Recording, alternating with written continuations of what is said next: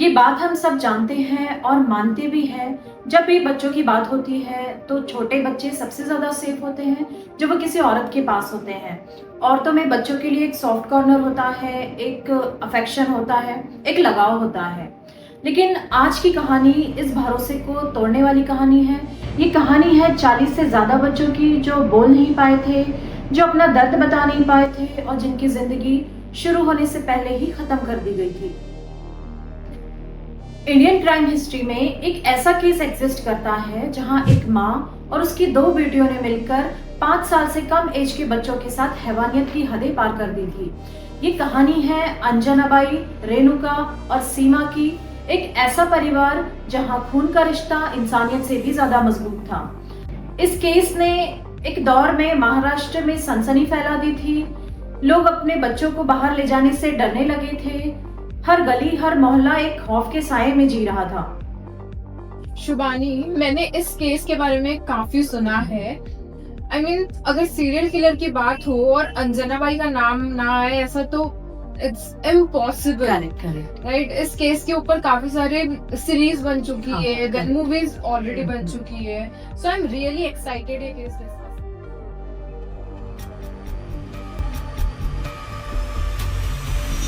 नमस्ते दोस्तों, welcome to Sheroes of crime. मैं हूँ शुभानी और मैं हूँ विद्या। हम सुनाते हैं इंडिया की real crime stories. Being law students, हम हमेशा से क्यूरियस रहे हैं कि रियल क्राइम केसेस कैसे इन्वेस्टिगेट होते हैं, क्लूज कैसे मिलते हैं और सच सामने कैसे आता है।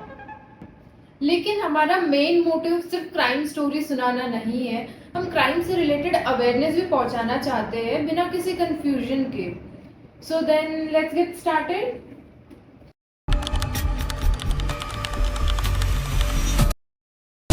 ये बात है अक्टूबर 1996 की।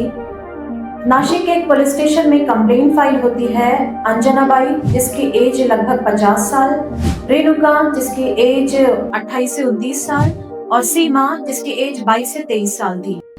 कंप्लेंट फाइल करने वाला कोई और नहीं बल्कि अंजनाबाई का एक्स हस्बैंड मोहन गावित था।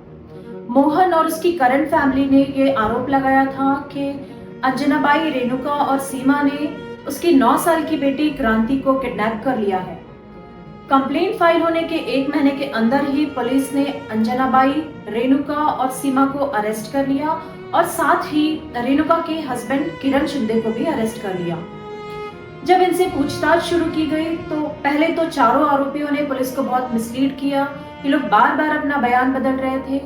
पुलिस के काफी मशक्कत करने के बाद किरण शिंदे ने ये बात एक्सेप्ट कर ली कि उसने इन चारों ने मिलकर क्रांति को किडनैप करके उसका मर्डर किया और मर्डर करने के बाद उसकी बॉडी को कहीं डिस्पोज ऑफ कर दिया। शुभानी, अब तक आपने जितनी मुझे स्टोरी बताई, ये सुन के तो ये लग रहा कि एक जेलस एक्स वाइफ ने अपने एक्स हस्बैंड से रिवेंज लेने के चक्कर में एक छोटे बच्चे की जान ले ली। Right. So it's like a family dispute. Vidya, आपको अभी फैमिली डिस्प्यूट लग रहा है, इवन सबको लग रहा होगा कि एक फैमिली डिस्प्यूट है, लेकिन अभी तो एक भयानक सच इस फैमिली के अंदर जो छुपा हुआ है वो अनफोल्ड होना बाकी है। Are you saying there is more to this story? Yes, exactly. Okay, so please continue. I am all ears. मैं बहुत excited हूँ आगे स्टोरी। तो इन सबको समझने के लिए हमें थोड़ा सा फ्लैशबैक में जाना होगा। जब अंजनाबाई की शादी हुई थी मोहन गावित से, जब अंजनाबाई शादी होके आई थी तो वो कोई नॉर्मल हाउसवाइफ नहीं थी। वो पहले से ही चोरी जैसे क्राइम्स में इन्वॉल्व थी। उसका चोरी रोज का काम था और इसकी इसी आदतों से पुलिस बार बार घर आती थी और घर का माहौल खराब होता था। एक दिन तंग आकर मोहन ने अंजनाबाई को छोड़ दिया और दूसरी शादी कर ली और बस यहीं से शुरू हुई गहरी नफरत। अंजनाबाई ये बात बिल्कुल बर्दाश्त नहीं कर पाई कि मोहन ने उसे छोड़कर अपनी दूसरी दुनिया बसा ली है। जब ईगो हर्ट होता है, कुछ लोग आगे नहीं बढ़ पाते और वो बदला लेते हैं।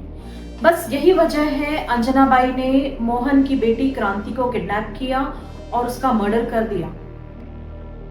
बट ये तो क्रांति के मर्डर की बात है, राइट? बट आगे क्या हुआ? पुलिस को, जैसे कि आपने कहा, there is more to the story. So police को इन्वेस्टिगेशन में और क्या चीजें पता चली? पुलिस को पता चला कि अंजनाबाई, रेणुका और सीमा एक गिरोह है जो पब्लिक प्लेसेस में लोगों के गहने, जेब और पर्स चोरी करते हैं। इन लोगों के खिलाफ अलग अलग पुलिस स्टेशन में 100 से भी ज्यादा चोरी के केसेस दर्ज हैं और चोरी इनका रोज का काम है। जब इनके घर की तलाशी ली गई तो पुलिस को वहां पर बहुत सारे बच्चों के कपड़े और खिलौने मिले और वहां पर कुछ ऐसी फोटोज मिली, ऐसे बर्थडे की फोटोज मिली जहां पर ऐसे बच्चे दिखाई दिए जो इस फैमिली का हिस्सा भी नहीं थे। पुलिस के लिए अब ये बहुत बड़ा चैलेंज था पता लगाना कि ये बच्चे आखिर कौन थे। जब सख्ती से पूछताछ की गई तो किरण शिंदे ने ये बात पुलिस को बताई कि अंजनाबाई, रेणुका और सीमा छोटे बच्चों को किडनैप करके चोरी करने में उनका यूज करती है। बट एक बात समझ नहीं आई, इतना तो मुझे समझ गया कि चोरी करना इनका फैमिली बिजनेस, हाँ, रोज का काम था। Exactly, day to day life में it's very normal for them, right. लेकिन फिर बच्चों को क्यों किडनैप कर रहे थे? बच्चों की इन्हें क्यों जरूरत पड़ी और इतना रिस्क क्यों लिया बच्चों को किडनैप करके देन चोरी करना? क्या रीजन था? विद्या, देखो मैंने आपको बताया कि इनके खिलाफ अलग अलग पुलिस स्टेशन में 100 से भी ज्यादा केसेस हैं। हाँ, 100 इज अ बिग नंबर ना। हाँ। तो इन्हें हमेशा पकड़े जाने का डर लगा रहता था। अगर पकड़े जाए तो उससे बच निकलने के लिए इन लोगों ने चोरी करने का सबसे भयानक रास्ता चुना और वो रास्ता थे छोटे बच्चे। लेकिन हाँ। छोटे बच्चे इन्हें कैसे हेल्प कर रहे थे? क्योंकि जहाँ भी इन्हें छोटे बच्चे दिखाई देते, जहाँ उनके पेरेंट्स आसपास नहीं होते थे या गरीब बच्चे, तो ऐसे बच्चों को वो लोग अपने साथ बहला फुसलाकर साथ ले आते थे और चोरी करने में उनका यूज करते थे। और गरीब बच्चों को टारगेट करने का रीजन ये था कि क्योंकि गरीब बच्चों की रिपोर्ट्स भी शायद लेट होती है और वो लोग कहीं ना कहीं इग्नोर हो जाते हैं। और छोटे बच्चे 1 साल के, 2 साल के, जो शायद ठीक से ना किसी को कुछ बता पाए ना तो कंप्लेन कर नहीं पाए। ले हाँ, करेक्ट, अपना नाम भी जो बच्चे नहीं ले पाते थे, हाँ। ऐसे ही बच्चों को वो लोग टारगेट करते थे और ऐसे ही बच्चे उनका इजी टारगेट बन गए थे। कि कैसे उन्हें ये हेल्प करते थे? शब्द। हाँ, और विद्या, आपका सवाल था कि छोटे बच्चे को टारगेट क्यों करते थे। मैं एक इंसिडेंट आपके साथ शेयर करती हूँ जिससे आपको क्लियर हो जाएगा। एक बार की बात है, रेणुका किसी मंदिर में चोरी करते हुए पकड़ी गई और भीड़ ने उसे घेर लिया। लेकिन वो सिर्फ इस वजह से भीड़ से बच निकली क्योंकि उसके गोद में उसका एक बच्चा था और गोद में एक बच्चे के साथ कोई औरत कैसे चोरी कर सकती है, इस बात को उसने एज अ डिफेंस यूज किया। बस यही रीजन है। रेणुका ने ये इंसिडेंट घर आके अपनी माँ और बहन को बताया, जिससे वो लोग इतना इम्प्रेस हो गए कि उन लोगों ने फिर डिसाइड किया कि हमेशा अपने साथ एक बच्चा रखेंगे, अगर पकड़े जाए तो आसानी से बच के निकला जा सके। But on the other hand इन्होंने फिर बच्चों की जान लेना क्यों स्टार्ट किया? क्योंकि बच्चे तो फिर इनकी मदद ही कर रहे थे, हेल्प ही कर रहे थे, राइट? बट फिर बच्चों की जान लेना क्यों स्टार्ट किया? विद्या, देखो अभी आपको अनबिलीवेबल लग रहा है लेकिन अभी तो और भी ब्रूटल बिहेवियर इनका बाकी है। तो आप इमेजिन कर सकते हो कि जो छोटे बच्चे इनके पास थे वो बिन माँ बाप के बच्चे थे, 1-2 साल के बच्चे, बिन माँ बाप के उनका क्या हाल होता होगा। वो लोग बीमार रहते थे, भूखे रहते थे और तो ऐसे बच्चे रोते भी रहते होंगे। तो ऐसे बच्चों को झेलने से बेटर वो लोग इनको जान से मार डालते थे। और पुलिस की रिपोर्ट में ये भी मेंशन है ये बच्चों को ना ठीक से खाना देते थे, ना बीमार बच्चों का इलाज करवाते थे और जब इनके रोने से इरिटेट हो जाते थे तो कभी बच्चों का सर दीवार पर पटक के, कभी बकेट में पानी में डुबोकर या कभी आयरन रॉड से किसी बच्चे की जान ले लेते थे। आप 1-2 ऐसे इंसिडेंट शेयर कर सकते हो जिससे हमारे व्यूअर्स को थोड़ा रियलिटी कितनी ज्यादा ब्रूटल थी इसका थोड़ा आइडिया? श्योर। ये सिलसिला तब शुरू हुआ जब रेणुका ने एक बच्चे को एक भिखारी से चुराया और उसका नाम रखा था संतोष। एक बार किसी मंदिर में सीमा चोरी करते हुए पकड़ी जाती है और भीड़ ने उसे घेर लिया और पीटना शुरू कर दिया। वहां का माहौल बहुत खराब हो चुका था और ये सब अंजनाबाई दूर से देख रही थी और वो कैसे भी सीमा को भीड़ से बचाना चाहती थी। तो उसने अपने गोद में बैठे 1 साल के बच्चे संतोष को जमीन पर जोर से पटक दिया और जोर जोर से चीखने लगी, चिल्लाने लगी, जिससे भीड़ जो सीमा को पीट रही थी वो अब उसको छोड़कर अंजनाबाई के पास आ जाते हैं और बस इसी मौके का फायदा उठा के सीमा वहां से भाग जाती है। वो लोग जैसे तैसे वहां से निकलकर एक बस स्टॉप जाते हैं। बस स्टॉप पे कुछ और चोरियां करते हैं, लेकिन जो संतोष था उसके सर पर गहरी चोट लगी हुई थी। वो बच्चा चोट लगने से बुरी तरह रो रहा था, चिल्ला रहा था, चीख रहा था और उसके चीखने से, रोने से अंजना बाई इतनी ज्यादा इरिटेट हो गई कि उसने वहीं किसी आयरन रॉड से उस मासूम बच्चे का सर इतने जोर से पटका कि उसकी मौके पर ही मौत हो गई थी। और वो लोग यहाँ नहीं रुके, यहाँ भी नहीं रुके, उन लोगों ने उस बच्चे की बॉडी को किसी सुनसान जगह पर फेंक दिया और वहां से चले गए जैसे कुछ हुआ ही ना हो और किसी दूसरे बच्चे को किडनैप करने की फिराक में लग गए। और पुलिस की रिपोर्ट में ये भी मेंशन है कि एक बार रेणुका और सीमा ने एक बच्चे को बकेट में डुबोकर मार डाला और उसकी बॉडी को डिस्पोज ऑफ करने से पहले मूवी देखने गए। मूवी देखने के बाद उस कैरी बैग को थिएटर के ही वॉशरूम में छोड़कर आ गए। शिवानी, ऑनेस्टली मेरे पास वर्ड्स ही नहीं है। बच्चों को एज अ टूल यूज करना, देन उन्हें हर्ट करना और हर्ट करने के बाद उन्हें फर्स्ट एड प्रोवाइड करने की जगह उनकी जान ले लेना। एंड रीजन क्या है? इरिटेशन। क्योंकि अंजना बाई को इरिटेशन हो रहा था, इसलिए उसने बच्चे की जान ली थी। दुनिया का कोई भी रीजन जस्टिफाई नहीं कर सकता किसी की भी जान लेने का, बट इरिटेशन तो मतलब कोई स्टैंड ही नहीं करता, मुझे ऐसे लगता है। विद्या, जब मैंने ये चीज मुझे पता चली थी तो मैं भी इक्वली इतनी ही शॉक थी और मुझे भी विश्वास नहीं हो रहा था कि ये लोग इतने इमोशनलेस कैसे हो सकते हैं। ऐसे लगता है कि सच में ऐसे लोग एग्जिस्ट करते हैं क्या? और ऊपर से ये लोग खुद भी एक माँ थी, औरतें थी, एग्जैक्टली, है ना? उनके भी बच्चे थे, सेम एज के भी बच्चे थे। रेणुका का भी अपना 1 साल का बच्चा था, तो सेम एज और ऐसे ही बच्चों के साथ वो लोग ऐसा कैसे कर सकते हैं, ये मेरे लिए भी बहुत शॉकिंग था। लेकिन ग्राउंड रियलिटी इतनी ही ब्रूटल थी। ऐसा मेरा मानना है कि ये कोई एक दिन का ब्रेकडाउन नहीं होता, ये धीरे धीरे होता है। जब कोई पर्सन गलत काम करता है और वो गलत काम वो बार बार करता है और उस गलत काम को फिर जस्टिफाई करने लग जाता है, अपने आप को डिफेंड करने लग जाता है और फिर वो गलत काम का गिल्ट भी कम हो जाता है। तो यही हुआ अंजना बाई, रेणुका और सीमा के साथ। चोरी करना, किडनैपिंग करना और बच्चों की जान लेना उनकी एक आदत बन चुका था और इसीलिए उन्हें कुछ भी फर्क नहीं पड़ता था। जब इनसे इंट्रोगेशन किया गया तो ये लोग बहुत जिद्दी थे। इन लोग से कुछ भी सवाल किए जाते थे तो ये लोग सिर्फ देखते रहते थे, कुछ भी कभी भी अपना आपा नहीं खोते थे। लेकिन पुलिस को राहत की सांस तब मिली जब किरण शिंदे ने पुलिस को अंजना बाई, रेणुका और सीमा के क्राइम्स करने का फुल डिस्क्रिप्शन दिया। और इसके बाद रेणुका ने भी ये बात एक्सेप्ट कर ली कि इन लोगों ने 1990 से 1996 तक 40 से भी ज्यादा बच्चों की किडनैपिंग की और उसमें से कुछ बच्चों का मर्डर भी कर दिया। लेकिन पुलिस सिर्फ 13 बच्चों की किडनैपिंग और 6 बच्चों का मर्डर्स ही प्रूव कर पाई, क्योंकि बाकी बच्चों को ट्रेस करना भी मुश्किल था। मुझे ऐसा लगता है Anjana Bai was the mastermind.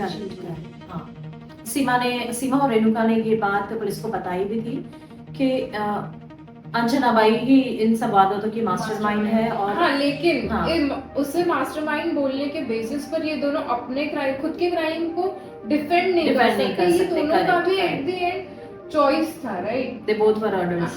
दोनों एडल्ट थे और एक सर्टेन पॉइंट के बाद उन्हें भी इस चीज की समझ आ गई होगी कि ये गलत है।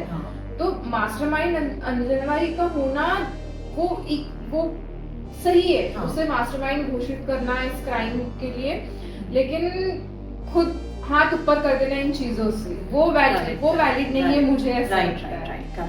बट देन फिर कोर्ट का क्या कहना था? कोर्ट ने इतने हीनियस क्राइम को कैसे देखा? विद्या, जो चौथा आरोपी जो था किरण शिंदे, मैंने जैसा बताया कि उसने अंजना बाई, रेणुका और सीमा के क्राइम्स का फुल डिस्क्रिप्शन कोर्ट में दिया, जिससे कोर्ट की मदद हुई और कोर्ट की इसी मदद करने के लिए उसे माफी मिल गई थी और वो सरकारी गवाह बन गया था। आई एम श्योर विद्या, ये सुन के आपको शॉक भी लगेगा और आप डिसअपॉइंटेड भी हो जाओगे कि कोर्ट में कोई भी प्रोसीडिंग्स शुरू होने से पहले ही जो मास्टरमाइंड थी अंजना बाई, उसकी जेल में ही किसी बीमारी से डेथ हो गई थी। Obviously I am disappointed। मुझे डिसअपॉइंटमेंट होंगे क्योंकि मैं तो चाहती थी उससे सबसे ज्यादा कड़ी से कड़ी। इवन मैं भी चाहती थी कि अंजना बाई बहुत स्ट्रिक्ट पनिशमेंट डिजर्व करती है। एग्जैक्टली। बट देन फिर ये दोनों बहनों का क्या हुआ? सीमा एंड रेणुका को क्या पनिशमेंट मिली? इसके बाद कोल्हापुर सेशन कोर्ट ने 2001 में और बॉम्बे हाई कोर्ट ने 2004 में रेणुका और सीमा को 13 बच्चों की किडनैपिंग और 6 बच्चों के मर्डर्स के लिए सजाए मौत सुनाई और इसके बाद सुप्रीम कोर्ट ने भी इनकी डेथ पेनल्टी को कंफर्म कर दिया गया था। Wait Vidya, don't get too excited when we already know कि इंडिया में फांसी की सजा रेयरेस्ट ऑफ रेयर केसेस में होती है, इतना आसान नहीं है। लेकिन मुझे एक्साइटेड होने से क्यों रोक देते हो? मैं चाहती हूँ बच्चों को जस्टिस मिले। हाँ, लेकिन लॉ जो है वो तो फेयरनेस पे चलता है, रिवेंज पर नहीं चलता। राइट। क्योंकि सुप्रीम कोर्ट के डिसीजन के बाद रेणुका और सीमा ने 2008 में महाराष्ट्र के गवर्नर और इंडिया के प्रेसिडेंट के पास मर्सी पिटीशन फाइल की और इसके 6 साल बाद 2014 में दोनों की मर्सी पिटीशन रिजेक्ट कर दी गई थी। मर्सी पिटीशन रिजेक्ट होने के बाद दोनों killer sisters Bombay high court गई और अपनी डेथ पेनल्टी की सजा को कम करने के लिए एप्लीकेशन दी। और फिर यहाँ आता है एक ट्विस्ट। बॉम्बे हाई कोर्ट ने अपना फैसला सुनाते हुए कहा कि मर्सी पिटीशन की डिसीजन आने में अननेसेसरी डिले किया गया और जिसका अमानवीय असर पड़ा रेणुका और सीमा पर, क्योंकि वो दोनों सालों तक मौत के इंतजार में जेल में रही और ये उनके ह्यूमन राइट्स का वायलेशन है और इसी वजह से रेणुका और सीमा की डेथ पेनल्टी को लाइफ इम्प्रिजनमेंट में बदल दिया गया था। ये आपको थोड़ी आयरनी नहीं लग रही? जिन्होंने बच्चों के ऊपर कभी कोई मर्सी नहीं दिखाई, वो कोर्ट के पास, वो गवर्नर एंड प्रेसिडेंट के पास मर्सी के लिए अप्लाई कर रहे, थोड़ा हेजिटेशन भी नहीं हुआ उन्हें ये पिटीशन फाइल करते वक्त? एंड देन फिर ये हाई कोर्ट का ये ट्विस्ट कि उनके ह्यूमन राइट्स को प्रोटेक्ट करने के लिए। आई डोंट थिंक सीमा या रेणुका ने कभी भी बच्चों के ह्यूमन राइट्स के बारे में सोचा भी होगा। वो तो ब्रूटली उनके जस्ट बिकॉज इरिटेशन हो रहा है इसलिए उनकी जान ले रहे, थिएटर पे जा रहे, मूवी देखते हुए बच्चे की लाश बाजू में रखी हुई है, उन्हें तो कोई फर्क नहीं पड़ रहा। हाँ, आयरनी तो है विद्या, जिन लोगों ने कभी बच्चों पर मर्सी नहीं दिखाई अब वही लोग लॉ से, कोर्ट से मर्सी मांग रहे हैं। लॉ जो है वो फेयरनेस पे चलता है ना, रिवेंज पर नहीं चलता, चाहे अक्यूज्ड का पास कितना ही ब्रूटल क्यों ना हो। एंड इसमें जस्टिस एंड ह्यूमैनिटी के बीच की लाइन थोड़ी क्लैश होती नजर आती है। राइट। और लेकिन बॉम्बे हाई कोर्ट ने ये भी क्लियर कर दिया था कि रेणुका और सीमा का क्राइम बहुत ब्रूटल है, बहुत इतना हीनस है कि वो लोग सोसाइटी के लिए बहुत बड़ा खतरा है और इसी वजह से वो लोग लाइफ टाइम अपनी जिंदगी जेल में ही काटेंगी। और आज भी रेणुका और सीमा पुणे के येरवड़ा जेल में अपनी सजा काट रही है। आतंक हमेशा चीख कर नहीं आता, कभी कभी वो बिल्कुल नॉर्मल चेहरे के पीछे छुपा होता है। अंजनाबाई, रेणुका और सीमा भी बिल्कुल आम लोगों की तरह थी, अपना रोजमर्रा का काम करती थी और आसानी से भीड़ में घुल मिल जाती थी और शायद इसी वजह से वो लोग और भी ज्यादा खतरनाक थी। एक आम आदमी के लिए, एक आम इंसान के लिए ये जान पाना, ये पहचान पाना कितना मुश्किल है कि ऐसी हैवानियत किसी के अंदर छुपी बैठी हो जो एक ही पल में लोगों की जिंदगियां बर्बाद कर दे।